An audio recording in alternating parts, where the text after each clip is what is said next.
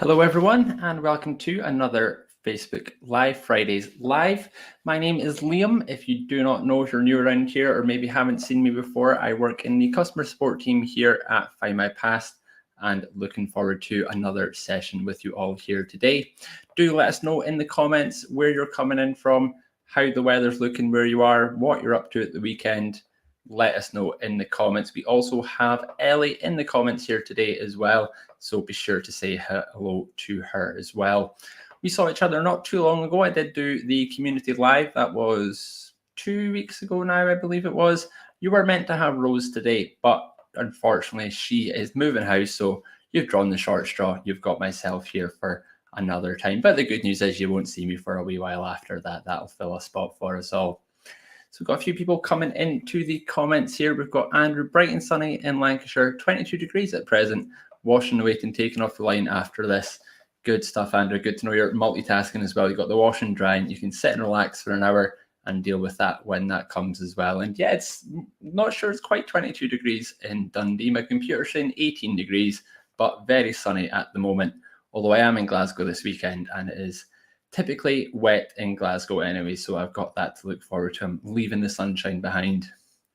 We've got people coming through on YouTube as well. 29 degrees Celsius forecast for Vancouver Island, BC today, and then showers, which we need. That's from Bob in the Comics Valley. So yeah, sometimes a little bit of showers are good to just kind of clear the air a little bit there as well, especially when it's 29 is about my limit, I would say. It's about the higher end of what I'd be able to cope with. So hope everyone is looking after yourselves out there. We've got Paul coming in. He's back from his operation, missed from a couple of weeks from a humid Warrington. So hope everything's okay, Paul. Hope the recovery is going well. All the sessions are there to watch back on. So if you find yourself at a loose end in your recovery, you know where we are. You can spend a good few hours with us catching up on the weeks gone by as well.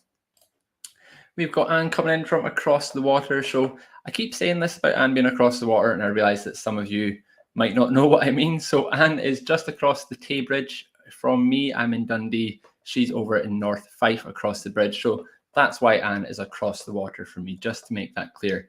As I say, I realise I say that most times, and some people probably wonder what bit of water this is. Where am I talking to? So, and yeah, absolutely. It's nice and toasty at the moment. Weather looks good for us for the weekend as well. So as I say, I'm in Glasgow, but I hope you enjoy the sunshine as well. Looking a little bit overcast in North Somerset. Jenny's coming in there, so hope it clears up for your weekend for you anyway, Jenny. It's nothing worse than an overcast weekend. You need some sunshine at the weekend as well, especially if you're up to anything. And as I say, do let us know what you're up to at the weekend, whether it's family history or otherwise. Let us know what you're up to. Got Terry coming in Glasgow. I'll maybe well see you tomorrow, Terry. As I say, I'm in Glasgow this weekend visiting my sister and my dad, who both may be watching, so a big hello to them. I will see you in a few hours. Matthew's on YouTube for a change today. So we always have issues when I do my Facebook Live. Facebook doesn't seem to like me very much. So maybe YouTube's the better option there, Matthew, on your mobile. So hope everything is going well down there as well. And yeah, Matthew, exactly. That's what I was thinking. I think everyone thought either I was in Canada or Anne was in Canada or US or something like that. But a much shorter body of water I'm talking about here, just the River Tay. Iconic though it is, not quite the Atlantic Ocean. So as I say, I thought I'd just get some clarification in there. And we've got Sue as well, another regular from a humid Guildford in Surrey. So I know it can be a little bit hot down there. I'm not sure how you're doing at the moment, but a humid, not my cup of tea at all, especially with hair like this, curly hair like this, doesn't really survive very well in the humidity. So as I say, hope you're staying inside and staying safe. So yeah, thank you all very much again for joining here today. You'll know the script by now. We've got new records to look at. We've got a few things which you may not have seen before. I'm going to talk about a slightly different kind of research, which I've been doing this week, something a little bit different. And of course, we have a question of the week as well. So I'll give you a quick heads up on the question of the week, because I do want you to get your thinking caps on for something which I'm going to come back to as well. So the question of the week is, what is your ideal research setup? So when you've got a few hours spare and you're sitting down to do your family tree, what does your ideal setup look like? Do you like being at home with a cup of tea? Do you like going to the library, going to part of a group? Are you doing it on your phone, your tablet, your PC? As I say, are you cup of tea, cup of coffee? What are you drinking when this is going on? Specifically, as I say, I want you to get your thinking caps on. If you're like me, I listen to music 8.5 hours a day, all day, every day at work. I have music on in the background. If you listen to music when you're doing your research, or even if you're just a general music fan, I want you to start having a think about some of your favorite songs.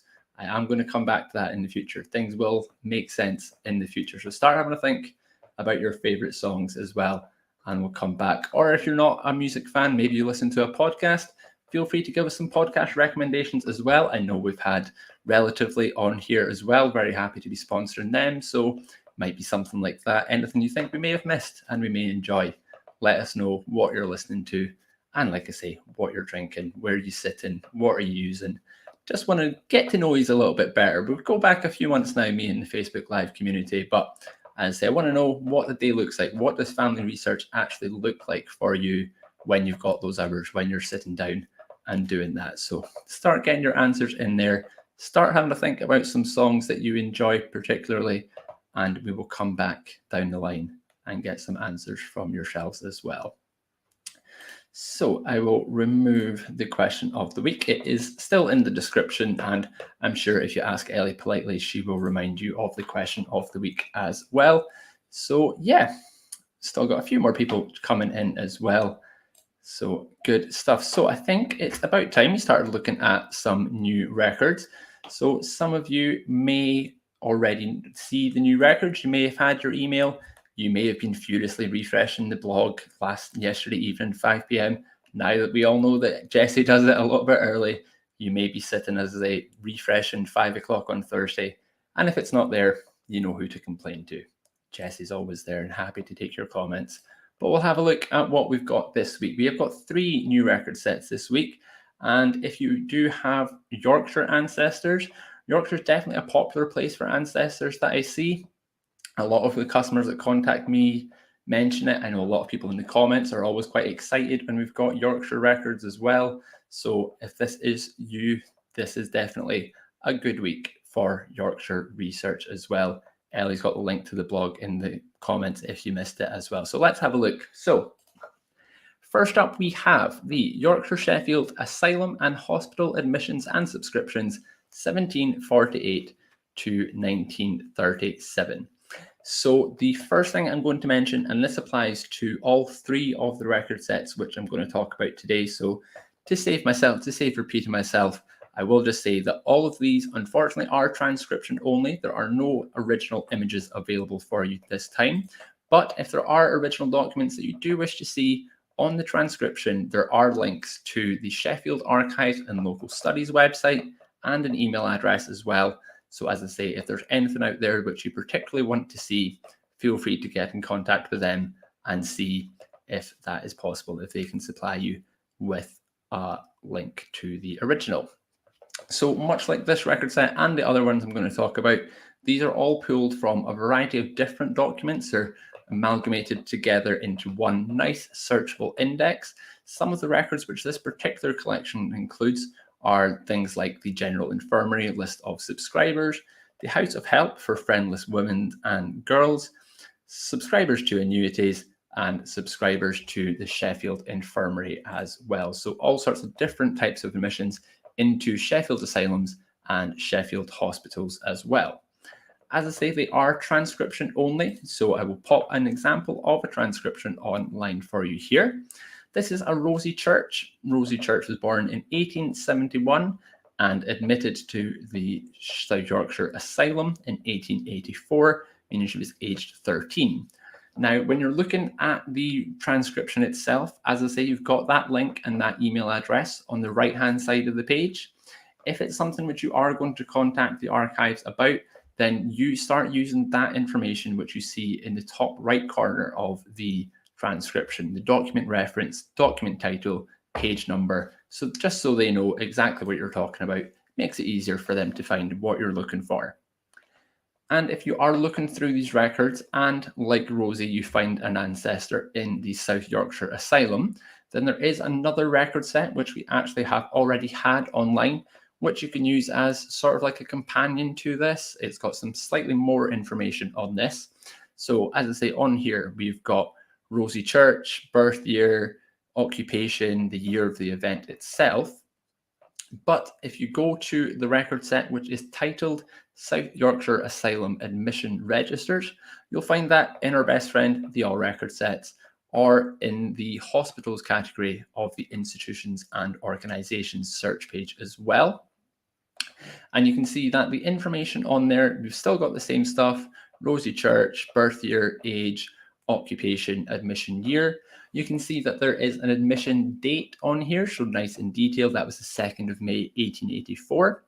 And the reason why Rosie caught my attention was, you may know that I'm a big fan of pets, dogs in particular. So anything containing a pet or a dog is always going to catch my eye.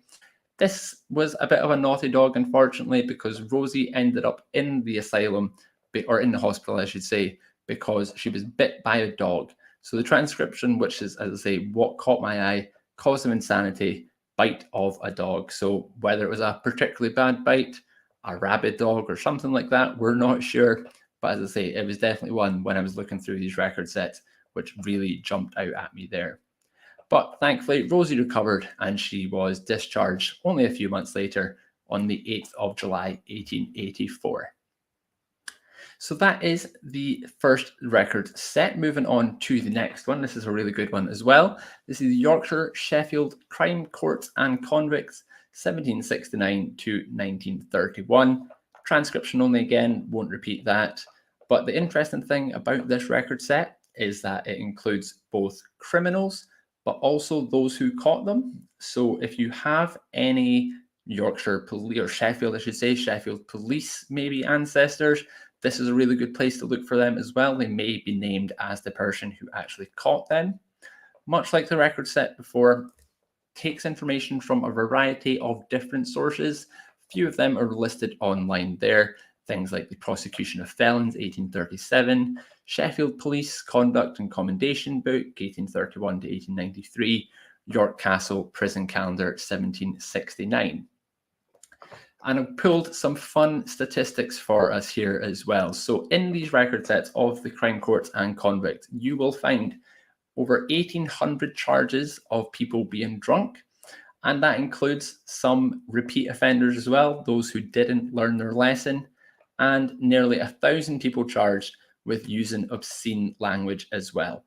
Two things which I'm sure, definitely not myself, I'm sure nobody out there watching would ever be caught doing. But if you did back in a day in Sheffield, you could find yourself up in court with the rest of them. But it isn't all drunk and disorderly people in this record set. There are some other charges as well, particularly quite a few thefts, which I have spotted as well. Two quite interesting ones, which I've pulled. The first of them is young Bernard Robinson. Bernard was 7 years old in 1903 when he was charged with stealing 18 boxes of chocolate. So a 7-year-old, we all know the saying about a kid in a candy shop, but 18 boxes of chocolate seems excessive, even for a 7-year-old. I know I really liked chocolate when I was young. I'm sure my dad's at home nodding away there, thinking back to when I was that age. But as I say, 18 boxes, even for a 7-year-old, is quite excessive. I would really like to know what Bernard's intentions were here, whether his eyes were bigger than his stomach, he thought he was going to get them through himself, or maybe there was an entrepreneurial spirit in there. Maybe he was going to be selling it off to classmates or something like that as well. So as I say, 18 boxes of chocolates, you never know what you're going to find in this record set. That's a 7-year-old being caught for stealing. But on the other end of the age spectrum, we have a Mr. Robert White. Robert White was 91 years old, which in the 21st century is a very good innings. Back in that time is quite unbelievable. He was also charged with stealing, and the reason this one caught my eye is because I wasn't actually sure what he'd stolen, so I had to go and Google this. But you can see on the right-hand side under the other details field on the transcription is that he was charged with stealing a melodeon. Melodeon? And as I say, I wasn't entirely sure what that is, but does anyone out there know what that is? Or can anyone out there tell me exactly how to pronounce it? As I say, I've been going for Melodian, one of the two, changing up a bit. But does anyone actually know what it was that Mr. Robert Wright had stolen? Quite different from 18 boxes of chocolates, I should say. But still, for someone of 91 years old, a very interesting thing to be stealing as well. And again, I'd love to know what his intentions were. Can't see anyone getting in the comments, so apologies if you are typing away there. I'll still count your answer as correct. But a melodeon apparently is like an accordion, essentially. A musical instrument, definitely, exactly, like an accordion type thing, like a music box, one of the springy piano type things. You can tell I'm not very musical by that description of what a melodeon is, but I think it kind of makes sense once you know what it is, like melody. You can kind of see the thinking behind that. But as I say, I didn't know what that was, so it caught my eye. And obviously his age caught my eye more than anything as well. Second pronunciation is best. Thanks, Andrew. I will remember that. If accordions are coming up again in the future, I'll remember exactly how to say that one. And moving on to our final of the 3 record sets today. Again, transcription only, not going to repeat that again. And again, covers a variety of different types of documents amalgamated into one record set here. Sources include the Bradfield Lent book. Every time I was practicing this, I said Bradford. So I was very conscious to say Bradfield Lent book. List of paupers, register of canal boats, list of able poor, and the Sheffield flood list of dead and missing 1864. So when I was having a look through this record set, I thought Sheffield flood 1864, not something I've heard of before. As I mentioned earlier, I know Yorkshire's are quite a common area for people to have ancestors in, and I'm sure Sheffield is a very popular place as well for ancestors. So some of you might have come across this before. Do give us a shout in the comments if you have come across this before. As I say, it's not something which I had heard of myself before, but I remember when I was in the comments for, I think it was when Ellie was doing the photos and maps, I remember speaking to Anne and someone else, I do apologize, I can't remember who it was, in the comments, and someone had said that I'd caught the genealogy bug, and I definitely have, because it's not enough for me now to see Sheffield flood list of dead and missing 1864 without knowing more. And also, in years gone by, I'd probably just have Googled it, I'd have clicked on the Wikipedia link that came up, read a little bit, and been satisfied with what I know. But that is not enough for me anymore. I need to know more. I need to delve right into this. So if you aren't familiar with the Sheffield flood of 1864, so of course I went to the newspapers for this, so I'll pop this up on screen whilst I'm talking there. This was from the Ulverston Mirror and Furnace Reflector, 19th of March, 1864. So in the 1860s, it was the population of Sheffield was quite rapidly expanding. It was growing quite quickly, which obviously increased the demand for amenities, water being one of them. So it was decided that a new reservoir was required to improve this quality of water, and also a new dam as a result of that. So that got started in the 1850s, 1860s. Work was completed in 1863, and they started to fill the reservoir shortly after. Now, once the reservoir got to that appropriate level, unfortunately, the newly built dam, the Dale Dyke Dam, it was known as, unfortunately, that burst at the seams and it wasn't able to cope, which sended apparently 650 imperial gallons of water, which is just more than I can fathom. I don't have any sort of reference point for how much water that is. It's a crazy amount, but it sent it cascading down the valleys into the Sheffield area, causing mass spread disaster wherever it went as well. You can see on the newspaper article here, this would have been the week after the flood, that it can be estimated 200 lives being sacrificed, besides an almost incalculable amount of property being destroyed. So that is something which is included in this record set. As I say, it's a list of missing and dead, which we have on the record set. I'm not too familiar with the Sheffield area or Yorkshire in general. I do admit my English geography is terrible. So I went to go look up exactly where this was. And again, I could have Google mapped it. I could have found out exactly where it was, but I was inspired by Ellie's live last week. Ellie was looking at the map search on the 1939 register, and as well as being a good place to search for addresses and see where houses were at the time. It's also just a really good reference point, especially when you're going back as far as this. I used the earliest map which was available, which I think was 1888, maybe correct me if I'm wrong, but I believe it's 1888.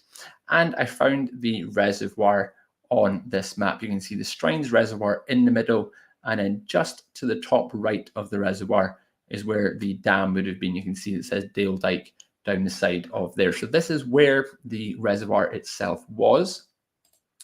And if we zoom out a little bit there, that dark circle on the left-hand side, that's where the reservoir that I just showed you is. And then this built-up area on the right-hand side is Sheffield itself. Probably a little bit different to how it looked in 1864.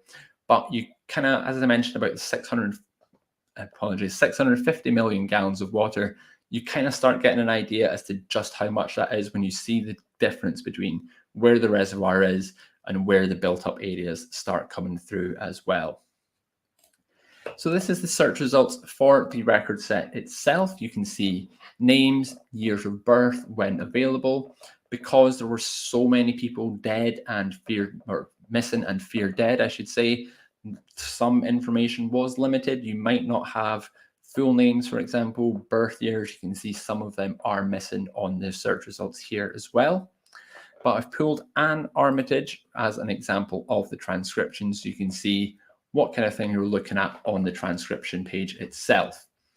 Now, as I say, you have the option of contacting Sheffield Archives if you wanted more information about this, but you could also go elsewhere on Findmypast to find that. And where else would you go but back to the newspapers? Here I pulled an article from the Derbyshire Courier, 19th of March, 1864. And this had a list of the dead as well as some more information about that as well. This particular one was an alphabetical list of 92 persons up to the Monday, just before the newspaper itself was published. And what I liked about seeing it on the newspaper was that when I was looking at the search results, I saw a list of Armitage surname. I saw a list of Atkinson surname. My initial thought was, that's a household, that's a family group in a household. They must have been in the floodline where this happened. But when you look at the newspaper itself, you've got residences mentioned just after the names. So you can see that Anne Armitage was age 42. She lived in Longcroft. But then if you look at Greaves, Charles, and Maria, and Mrs. Armitage, they're all listed at Malin Bridge. So there's a good chance that that could be one household, that could be a family unit who very sadly would have been missing, presumed dead as well. So as I say, it's not something I was familiar with before, not the cheeriest way to spend my Friday morning, but nonetheless, something new. And like Anne said as well, a good bug to catch. It's always good to get a little bit more research in there as well. And on the topic of newspapers, of course, you'll know by now that it's not just records that we add every week, it's newspapers as well. So here we have a list of the new newspapers on the left-hand side and the updated titles on the right-hand side. There were so many updated titles. I'm back to getting the short straw here and getting the weeks where there's heaps of newspapers added. So I've had to cut a few out of the list, but Ellie's popped a link to the blog earlier on in the comments. So for a full list, double check the blog as well. Jessie has listed all of them there. One of the notable inclusions for the new titles is the Chicago Citizen, 1890 to 1897. So that is an American title. Really good to have something a little bit different on the website as well as the usual British and Irish titles as well. We've got things like the Falkirk Express, Medway News, National Advisor and Edinburgh and Glasgow Gazette, 1848, Plymouth Mail. So plenty of new titles to get your teeth into there as well. I'm sure some of you are taking some notes as to what titles you're going to be looking up. As well as, I say, the updated titles on the right-hand side as well. Again, a really broad spectrum of lists there. One that jumped out at me was the Sports Argus, the sports title. You may have heard of the British Newspaper Archive. That's like our sister site where we get the newspapers from. I work in customer support, so I also do customer support for the British Newspaper Archive. And when you're dealing with Findmypast customers, it's people like ourselves, family historians, who you're speaking to. But the interesting thing about the British Newspaper Archive is that it does tend to be more historian type people that you're speaking to, whether it's local history or the history of something like a sports team, a football, rugby, cricket club, for example. You hear all sorts of stuff getting researched on the British Newspaper Archive. And the Sports Argus is definitely a very popular one as well. So as I say, I'm sure that'll be a big hit over the weekend as well. I can see Anne's looking forward to the Chicago Tribune, I almost called it there, Chicago Citizen, because she's got a few ancestors who ended up in Chicago. We may be interested to know, Anne, that this was actually a title which was very much focused on the Irish diaspora in Chicago. In fact, it called itself the official newspaper of the United Irish Societies of Chicago. So as a result, you may have gathered from previous research which I spoke about, half my family are Irish, so I couldn't help but steal a screenshot from Jessie's blog, this lovely St. Patrick's Day illustration from 1895. And I'm pretty sure someone may correct me if I'm wrong, but it is Chicago where they dye the river green on St. Patrick's Day, isn't it? I'm pretty sure it is. Yeah. As I say, someone will correct me if I'm wrong, but I seem to remember that there. As Anne says, there are a lot of Irish in Chicago still to this day as well. One of those really big places like your Chicago's, New York's, Boston, things like that as well. So a really good title. Not one I've had a chance to really delve into just yet, but as I say, half Irish. So definitely looking for more illustrations like this as well. And yet John's saying that some of his Welsh family ended up in Chicago. So yet not just Irish people, of course, Welsh people as well. With the Celtic connection there, they may have made their way into the Chicago Citizen as well, John. So if that time period suits you, definitely have a little look and see what you've got in there. There might be something out there for you. So I think we will go have a look at some of the question of the week ancestors on the brain today. Answers which have been coming in over the course of the afternoon here. As I say, I just like comparing my setup to what other people are doing, seeing how everyone's doing, because everyone's different. Everyone's got their own way of working as well. So let's have a look. So we've got Karen, first of all, home office, laptop, 2 screens, surrounded by lots of books on hand and listen to podcasts. Very much like myself, Karen, I'm lucky enough to have a laptop and 2 screens here, and I just cannot go back now. Once you have got that extra screen, whether it's 1 or 2, you cannot go back. It is an absolute lifesaver. You can have your family tree on that side, a census on that side, a birth record on this one. As I say, it is an absolute lifesaver. And coffee on hand, I like that as well. A woman after my own heart, definitely. So we've got a couple more. Shannon uses her front room spread over the dining table, preferably with 2 laptops open and no children. I've loved the holidays, but can't wait to get back to some serious research. You're not alone there. I'm speaking to a lot of my colleagues at the moment who are just dying for the schools to go back. Some of them are starting to go back, so hopefully you don't have much longer to wait, Shanna, before you can get properly stuck into that research, kid-free. And saying her current setup isn't ideal. When I do sit down during the day, it's laid back with music and tea. At night, it's with water and true crime or paranormal shows on. I definitely need some recommendations on that front. Not something I've delved into too much. If only had an office space, it'd be different. Well, and if you ever find yourself in Dundee, as I say, I've got quite a nice setup I'm a fan of here. So I'm sure I could rent that out at mates rates for you if a time ever comes you need some peace and quiet across the water. Roxanne has got a laptop she uses for searching and tree making, and a Surface that I use as a second screen or for taking notes. Usually I have coffee and some type of history podcast going. So I like that, using the tablet as sort of like almost like a notebook on the side as well. Surface tablets are really cool looking as well. So I like that, Roxanne. A lot of podcast fans as well. As I say, you'll need to let us know what podcast you're listening to as well. Ellen is at home in front of the PC with plenty of too many P's here. Plenty of pencils and paper, as well as some genealogy books, usually with some Spotify with my listening library on random. As I say, I'm going to be asking for music recommendations in a minute, so keep that in mind, Ellen. Keep that in mind. We've got here Georgia doing it on the PC in your little study at home with a cup of tea. Don't usually listen to music while researching. I may try that going forward. As I say, Georgia, I am, from the minute I start work to the minute I shut my PC in the evening, there is music on. The only time I pause it is when I have to take a customer phone call. I'm not sure they'd appreciate my music on in the background, but as I say, definitely recommend it. It makes for a very nice research environment.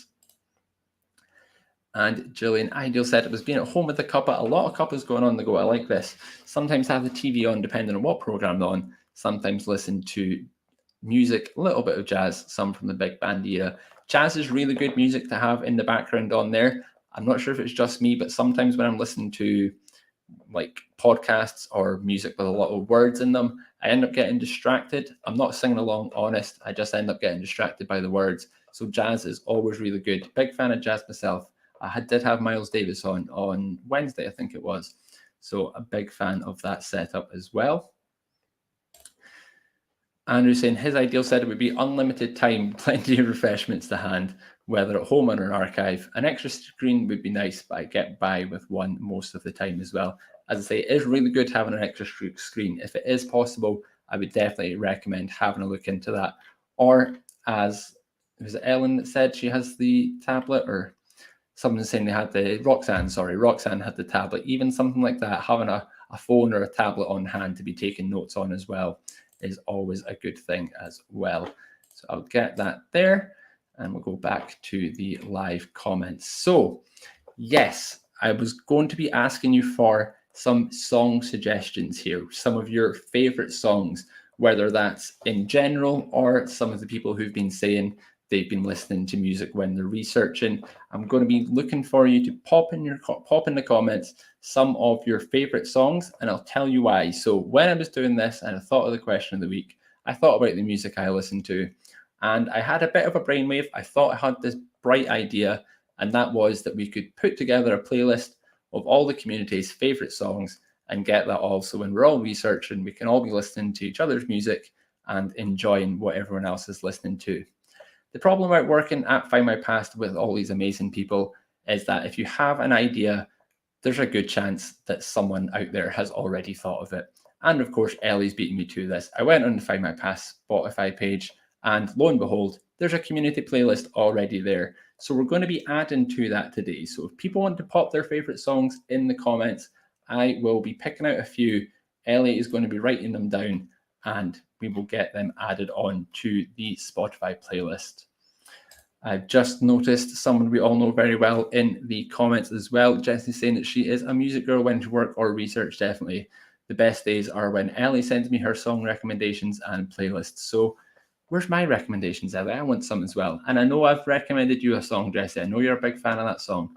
I won't give the game away, but that was a good one for working away as well. So I think we've got some coming in here, some song recommendations. Have to start with Victoria, We Are Family by Sister Sledge. I can just picture Ellie singing her head off in the background as soon as that came up on screen. Not sure if that's on there already, but an obvious choice has to be in there, definitely. Sarah, Raglan Road by Luke Kelly. Yep, Luke Kelly, big fan of Luke Kelly, big fan of the Dubliners. Raglan Road, a very, very good song. So definitely get that one on there. I can't actually see Ellie today. Usually I can see her along the bottom of the screen, but I'm sure she's writing all this down. I'm sure this will all be on the playlist before too long. Andrea, another brilliant song, Mr. Blue Sky by Electric Light Orchestra. Another one of my favorites, not one I've had on recently actually, but yeah, as I say, Mr. Blue Sky by Electric Light Orchestra, fantastic song as well. Victoria here, someone's gave you a heads up about this, Victoria. You're too quick with these. Pink Floyd, Another Brick in the Wall, another very appropriate one for family history research. Where would we be without a brick wall? And I'm going to have to put Kathleen's because I'm sure my dad's noticed this in the comments and I will be in trouble later if I don't show this. Viva la Quinta Brigada by Christy Moore live at Vicar Street. The best version of the song, I would say, is the Barrowlands version because I was there, but maybe I'm just biased as well, Kathleen, but a good shout nonetheless. And we've got yet some more jazz coming in here. Louis Armstrong, Ella Fitzgerald, Duke Ellington, all very, very good suggestions as well. As I say, I've had a bit of jazz on earlier on this week. More of a kind of Miles Davis sort of era kind of guy. Miles Davis, John Coltrane, that sort of era is more my kind of jazz. Ellie's popped a link to the Spotify playlist in the chat as well. So if you are on Spotify, be sure to get that added so you can keep an eye out. I don't actually use Spotify. I use Apple Music. So someone's going to have to keep an eye on the Spotify playlist and make sure that Ellie is actually listening to our suggestions here. We've got as well the Rosewood Bitters by the Michael Stanley Band, regional Cleveland, Ohio. So that's not one I've actually heard of before. So I'm going to be writing that one down myself and having a look into that one later on.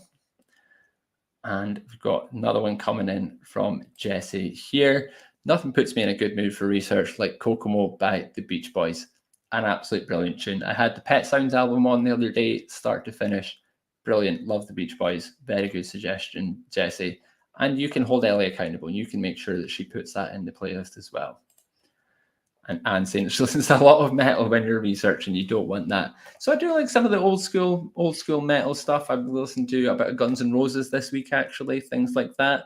But like I said, sometimes I get distracted when the music is a little bit too much, whether it's too heavy going or too wordy. I find myself getting a little bit distracted. So maybe not this time, Anne. Maybe we'll start a different playlist, a different sort of mindset for a playlist that isn't for research. And Roxanne, Glenn Miller, yet another great jazz artist as well. Glenn Miller, definitely. I remember, I think my dad got me a Glenn Miller CD for Christmas one year as well. So yet another great one. We'll take a couple more because we've still got some, although I could just sit here and talk about music all day, and I'm sure some of you would not be opposed to this. Dire Straits and Simple Minds, yet very good suggestions in there as well. Definitely need some Dire Straits on there as well. And yeah, Carpenters, can't go wrong. Yesterday once more as well. Carpenters, brilliant tune. I had the name of the song, is totally gone out of my head here now, but the Looking Down on Creation, I can't remember, is that what the song's called? I had that on earlier actually though. That was a very good song. Big fan of the Carpenters as well. And we'll break up the music chat with some good news because Linda is back home in Scotland. She's made it back home. Hope you enjoyed your time away, Linda, wherever it was you were. And thank you very much for joining us again today. Still time to get your favorite tune in as well. So do let us know if you've got any suggestions for us for the Spotify playlist.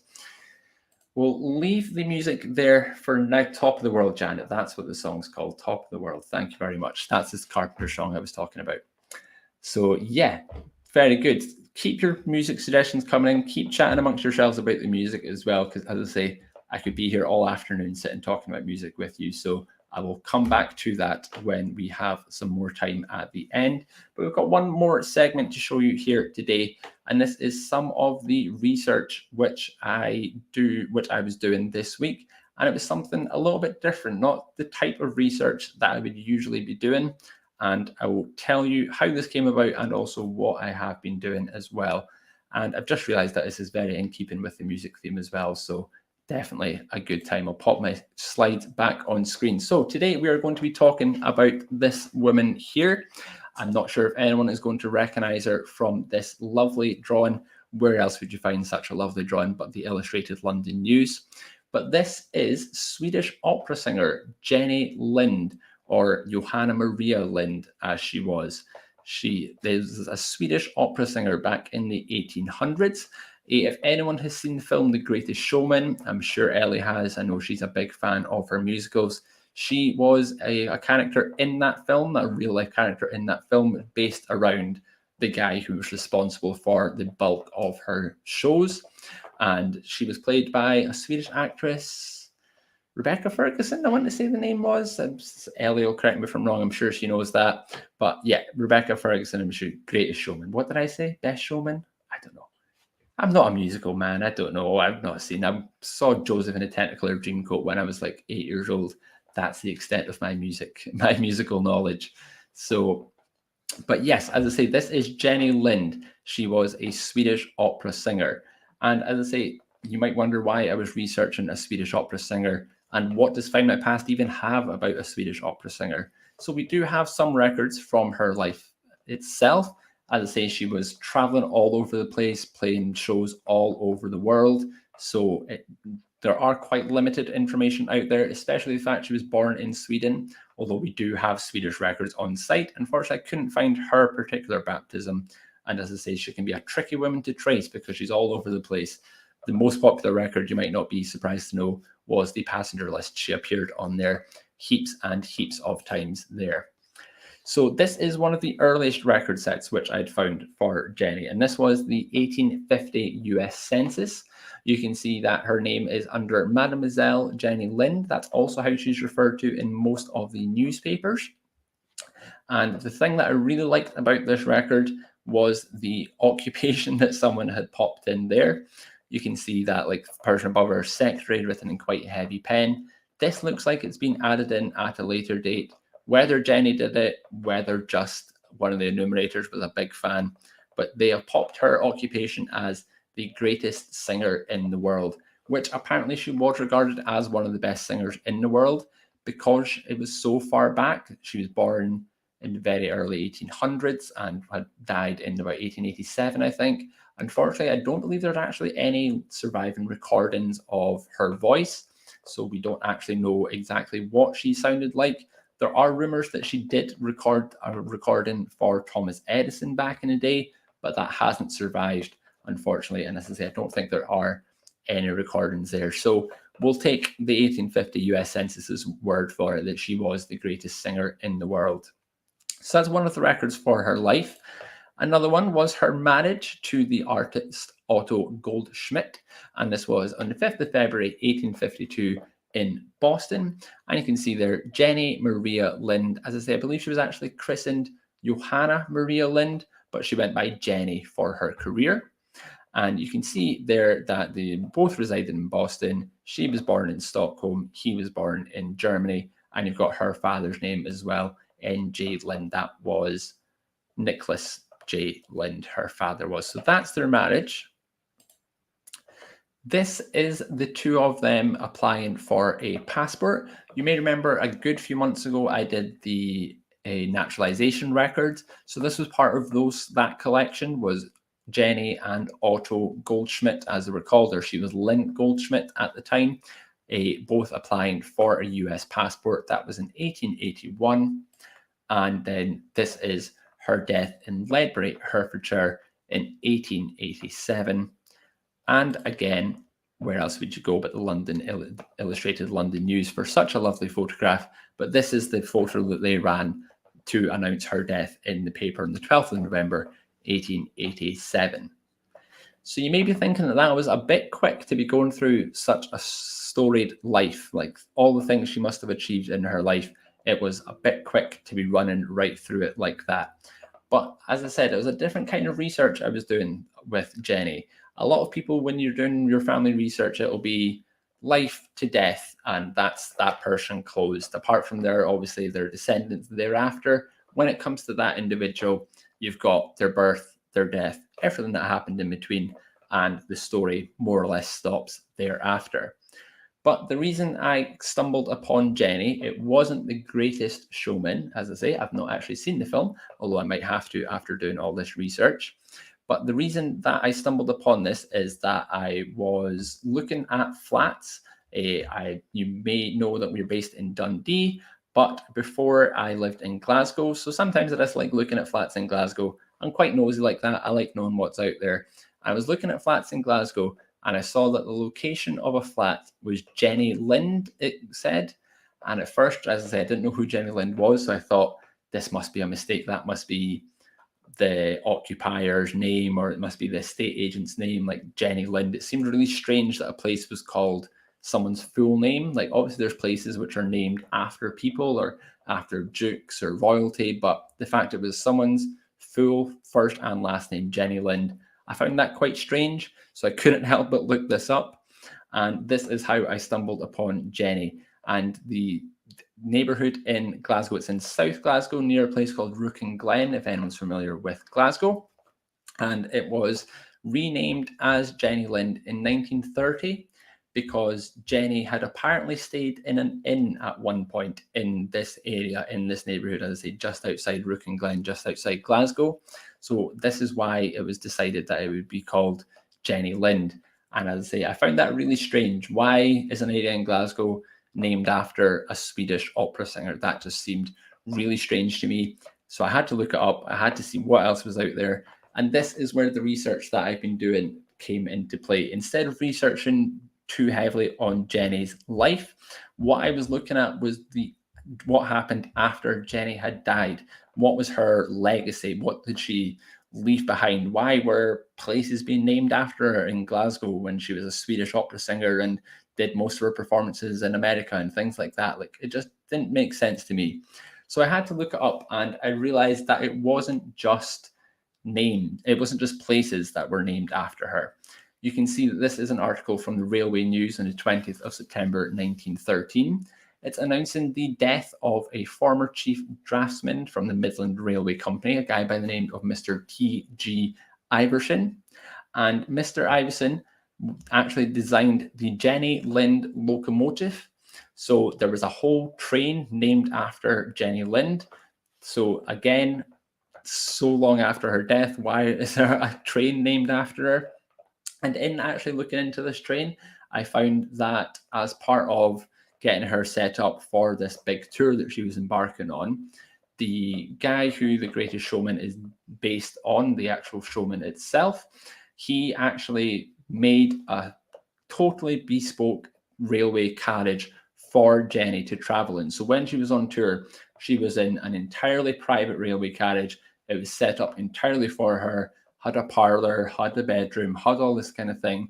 And it was actually the first of its kind. Private railway carriages like that apparently weren't really a thing when that was made, but it's something that the upper classes would go on to adopt, and it became quite popular eventually, not straight afterwards, but eventually it caught up, and a lot of people took this idea of this private railway carriage. But this was separate. This was just an entirely separate locomotive called the Jenny Lind as well.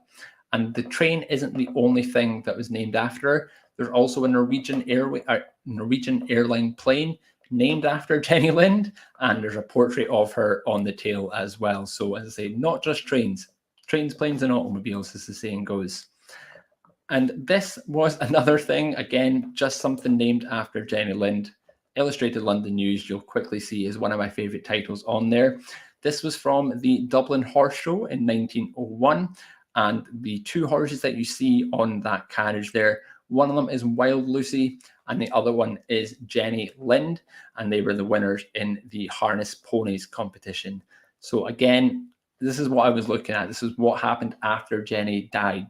What kind of legacy did she leave behind her? And as I say, from planes and trains to horses as well, all sorts of stuff out there. And as I say, it was just something entirely different kind of research that I was doing. I'd never really spent this long. I never thought I'd be sitting researching someone like 30, 40 years after they passed away, still looking at this person and what they left behind, why everything was there. As I said, there's a place in Glasgow called Jenny Lind, but there are also areas in California and in Arkansas in America as well, named after her. This is a 1910 US Census entry from Jenny Lind Calaveras in California. I really wanted there to be someone whose occupation was singer or opera or entertainer or something out there in Jenny Lind, but unfortunately there wasn't. The best I could do was Ernest Singer and the rest of the Singer family. That's as close as I got. But as I say, I really wanted there to be a singer out there that was an opera singer or a singer that lived in Jenny Lind. I thought that would be really good, but unfortunately, no such luck. I've had to settle for the Singer family. And the last thing I'm going to talk about Jenny Lind is soup. So as I say, all sorts of things that Jenny Lind has left behind. Soup. So apparently, whenever she was feeling a little bit hoarse, all that singing really must have taken out of her, and she thought that she would have a soup that would soothe her chest. So there is a soup which is still called the Jenny Lind soup. I've got the recipe here for you. So if anyone fancies giving it a go, I'm reading the recipe. I'm not sure I'm going to give it a go, but if anyone out there is more adventurous and they want to go for it, let me know how you get on, because I'm quite interested. It includes sago, roux, cheese, eggs, sage, and heavy cream. The recipe is online. I did see a recipe for it online as well. So as I say, if anyone fancies giving the Jenny Lind soup a go, then do let us know how you get on. And as I say, maybe not all of us are lucky enough to be related to someone as famous and with such a big legacy as Jenny Lind. But it just goes to show you that research doesn't stop when the person dies. You never know what's out there in the years after their death, whether it's a place in Glasgow named after her in the 1930s, or, for example, my mum's dad was a big snooker player, and in the newspapers I've found a memorial tournament that's named after him that was played for quite a few years after he passed, and that is still in the newspapers that we have on the website as well. So as I say, it's just something different out there that you never know what's out there. Don't necessarily stop when the person dies. Have a look in the newspapers. Don't narrow your search too far to the date that you know they died, expecting there to be nothing else out there for them. Keep going. Have a little look as well, and you never ever know what is out there. I can see Leslie is comment there. Her beautiful house in the Malverns was purchased by the Cadbury brothers, George and Richard, after her death, hence the Ledbury death register. Yeah, absolutely. I did read that she was buried in the Malverns as well. I couldn't find a picture of her grave. We do have the Billion Graves Index online, which some of you may be familiar with, but I couldn't find a picture of that, unfortunately. But yeah, it's a brilliant place to visit, I'm sure, as well. So yeah. I like to go on rabbit holes down huge warrens. Look what you've done to me, Linda. Look what you've turned me into. I don't have a spare minute of the day anymore. When I know that there's Swedish opera singers out there to be researching, I'm never going to get anything done now. I can't help but go down a rabbit hole. It's just, as I say, what have you turned me into? But as I say, it's something different. I never thought, when I took this job 4 years ago now, I never thought I'd be sitting on a Thursday afternoon researching the Swedish Nightingale and why there is a soup named after her. It's not something I ever thought I'd get to in my life, but I would not change it for the world. It is fantastic. And like we've all been saying, I have caught the bug, well and truly caught the bug now as well. So thank you all very much for that as well. Thanks for your help in getting me through that as well, and getting me to where I am today, as I say, where I'm just looking up all sorts of random things till all hours of the day.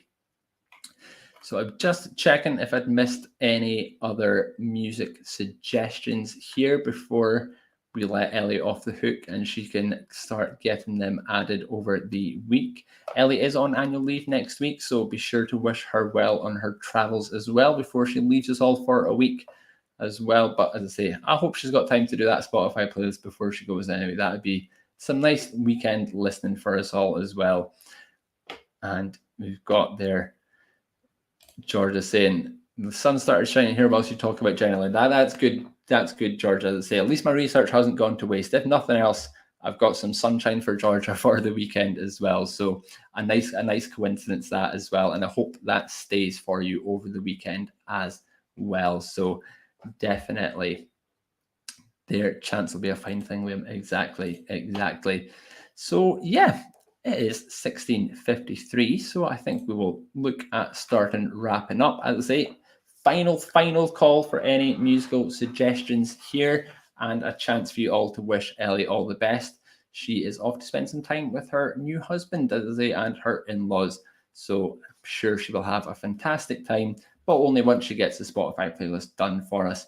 And if you are on Spotify, you can add that to your library, and that can be the soundtrack to your next family research history session, especially if you're someone who hasn't really listened to music before. As I say, I can't recommend it enough.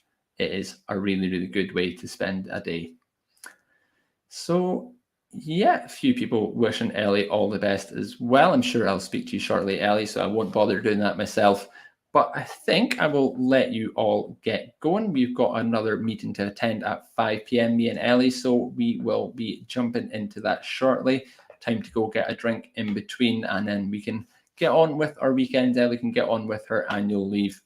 But again, thank you all very much for spending your Friday afternoon with us. As the saying goes, you could be anywhere in the world, but you're here with us, and we appreciate that. So thank you all very much again. It's been great having you. As I say, I won't be back for, I think you've got a month without me now, so enjoy it whilst it lasts.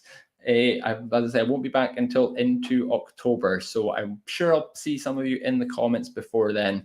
But if not, I hope you all take care, have a lovely weekend, and happy researching.